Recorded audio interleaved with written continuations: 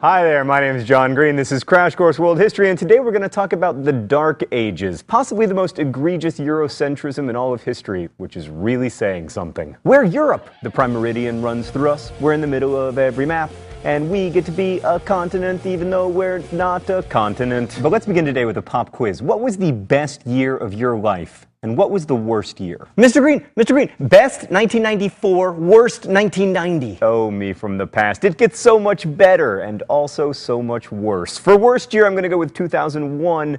Best year, 2006. All right, now it's your turn, dear pupil. Share your best and worst years in comments during the intro.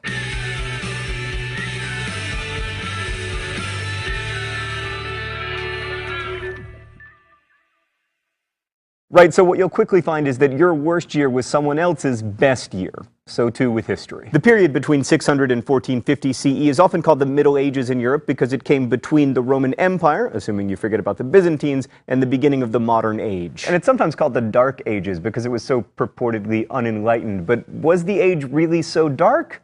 Depends on what you find depressing. If you like cities and great poetry, then the Dark Ages were indeed pretty dark in Europe. But if, like me, your two favorite things are not dying from wars and not dying from anything else, then the Dark Ages actually weren't that bad, at least until the plague came in the 14th century. And meanwhile, outside of Europe, the Dark Ages were truly an age of enlightenment. But we'll get boring Europe out of the way first. Let's go to the thought bubble. Medieval Europe had less trade, fewer cities, and less cultural output than the original Roman Empire. London and Paris were fetid fire traps with none of the planning or sewage management of places 5,000 years older like Mohenjo-Daro in the Indus Valley civilization, let alone Rome. But with fewer powerful governments, wars were at least smaller, which is one reason why Europeans living in medieval times... Oh, thought bubble, I knew you were gonna do that! Anyway, people in medieval times lived slightly longer. Life expectancy was 30 than Europeans during the Roman Empire, when life expectancy was 28. Instead of centralized governments, Europe in the Middle Ages had feudalism, a political system based on reciprocal relationships between lords, who owned lots of land, and vassals, who protected the land and got to dress up as knights in exchange for pledging loyalty to the lords. The lords were also vassals to more important lords, with the most important of all being the king. Below the knights were peasants, who did the actual work on the land in exchange for protection from bandits and other threats.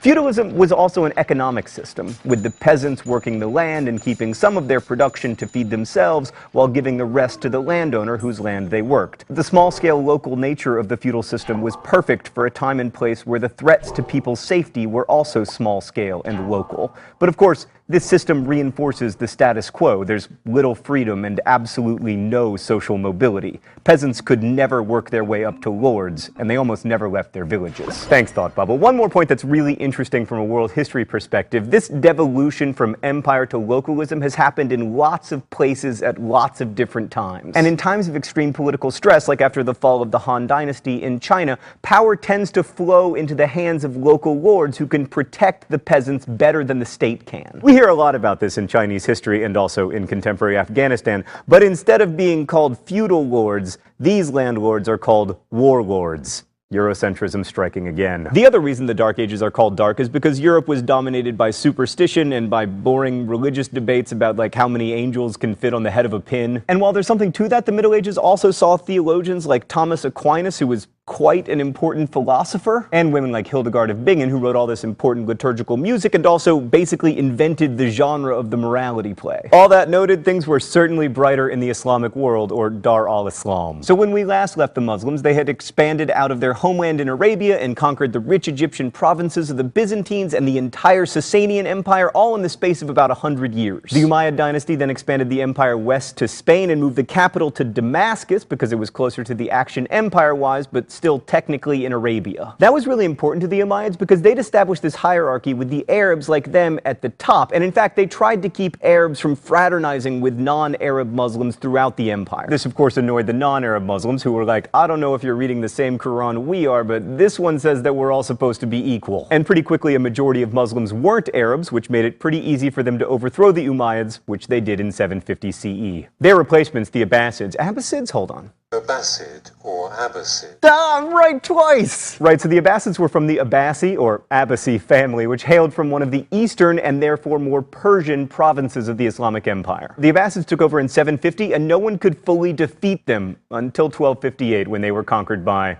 wait for it, the Mongols. The Abbasids kept the idea of a hereditary monarchy, but they moved the capital of the empire to Baghdad, and they were much more welcoming of non-Arab Muslims into positions of power. And under the Abbasids, the Dar al-Islam took on a distinctly Persian cast that it never really lost. The caliph now styled himself as a king of kings, just like the Achaemenids had, and pretty soon the caliph's rule was a lot more indirect, just like the original Persians. This meant that his control was much weaker, and by about 1000 CE, the Islamic Caliphate, which looks so incredibly impressive on a map, had really descended into a series of smaller kingdoms, each paying lip service to the caliph in Baghdad. This was partly because the Islamic Empire relied more and more on soldiers from the frontier, in this case the Turks, and also slaves pressed into military service in order to be the backbone of their army, a strategy that has been tried over and over again and has worked exactly 0 times, which you should remember if you ever become an emperor. Actually, our resident historian points out that that strategy has worked, if you are the Mongols. More important than the Persian-style monarchy that the Abbasids set up was their openness to foreigners and their ideas. That tolerance and curiosity ushered in a golden age of Islamic learning centered in Baghdad. The Abbasids oversaw an effervescence of culture unlike anything that had been seen since Hellenistic times. Arabic replaced Greek not only as the language of commerce and religion, but also of culture. Philosophy, medicine, and poetry were all written in Arabic, although Persian remained an important literary language. And Baghdad became the world's center of scholarship, with its house of wisdom and immense library. Muslim scholars translated the works of Greek philosophers, including Aristotle and Plato, as well as scientific works by Hippocrates, Archimedes, and especially the physician Galen. And they translated and preserved Buddhist and Hindu manuscripts that might otherwise have been lost. Muslims made huge strides in medicine as well. One Muslim scholar, Ibn Sina, wrote the Canon of Medicine, which became the standard medical textbook for centuries in both Europe and the Middle East. And the Islamic Empire adopted mathematical concepts from India, such as the zero, a number so fascinating and beautiful that we could write an entire episode about it, but instead, I'm just gonna write it a little love poem. Oh, zero, pretty little zero, they say you're nothing, but you mean everything to mathematical history and me. Oh, it's time for the open letter? An open letter to science and religion. But first, let's see what's in the secret compartment today. Oh, champagne poppers.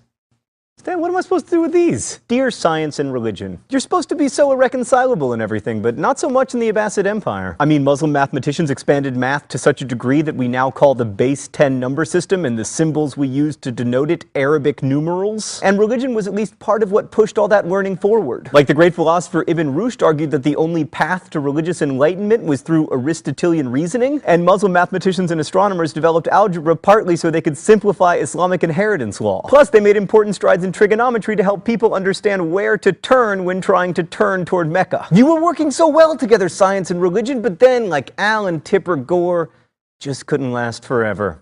Nothing gold can stay in this world. Nothing gold can stay. Best wishes, John Green. Baghdad wasn't the only center of learning in the Islamic world. In Spain, Islamic Córdoba became a center for the arts, especially architecture. This is perhaps best exemplified by the Great Mosque at Córdoba, built by the Umayyad ruler Abd al-Rahman I in 785 to 786 CE. That's right, this building, still standing today and one of the most amazing mosques in the world, was built in a year, whereas medieval cathedrals took like a million years to finish. The Muslims of Spain were also engineers who rivaled the Romans. Aqueducts in Córdoba brought drinkable water into the city, and Muslim scholars took the lead in agricultural science, improving yields on all kinds of new crops, allowing Spanish lives to be longer and less hungry. Everybody wanted to live in Spain. Even the greatest Jewish philosopher Maimonides wanted to live in Spain, but sadly he was expelled and ended up in Alexandria, Egypt. There he wrote his awesomely titled Defense of Rationality, A Guide for the Perplexed. I'm translating the title, of course, because the original text was written in Arabic. Meanwhile, China was having a golden age of its own. The Tang dynasty made China's government more of a meritocracy and ruled over 80 million people across 4 million square miles. And they might have conquered all of Central Asia had it not been for the Abbasids, whom they fought at the most important battle you've never heard of, the Battle of the Talas River. This was like the Ali Frazier of the 8th century, and the Abbasids won, which ended up defining who had cultural influence where, with the Abbasids dominating to the west of the river and China dominating to the east. continent. The Tang also produced incredible art that was traded all throughout Asia. And many of the more famous sculptures from the Tang dynasty feature figures who are distinctly not Chinese, which again demonstrates the diversity of the empire. The Tang was also a golden age for Chinese poetry, with notables like Du Fu and Li Ba plying their craft, encouraged by the official government. And the Sung dynasty, which lasted from 960 to 1258, kicked even more ass. It's not cursing if you're talking about donkeys. By the 11th century, Chinese metalworkers were producing as much iron as Europe would be able to produce in the 18th century. Some of this iron was put to use in new plows, which enabled agriculture to boom, thereby supporting population growth. Porcelain was of such high quality that it was shipped throughout the world, which is why we now call it China. And there was so much trade going on that the Chinese ran out of metal for coins, leading to another innovation, paper money. And by the 11th century, the Chinese were writing down their recipe for a mixture of saltpeter, sulfur, and charcoal that we now know as gunpowder. That becomes kind of a big deal in history, paving the way as it does for modern warfare and arena rock pyrotechnics, and oh, that's why! Not so dark after all. Thanks for watching. We'll see you next week.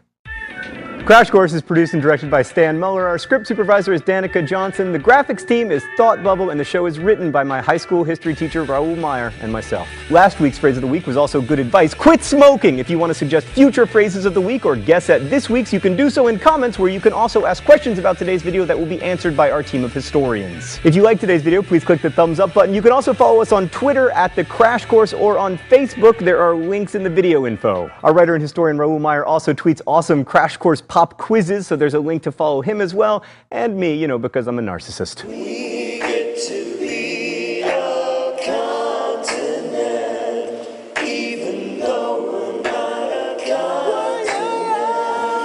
We get to be a continent, even though we're not a continent.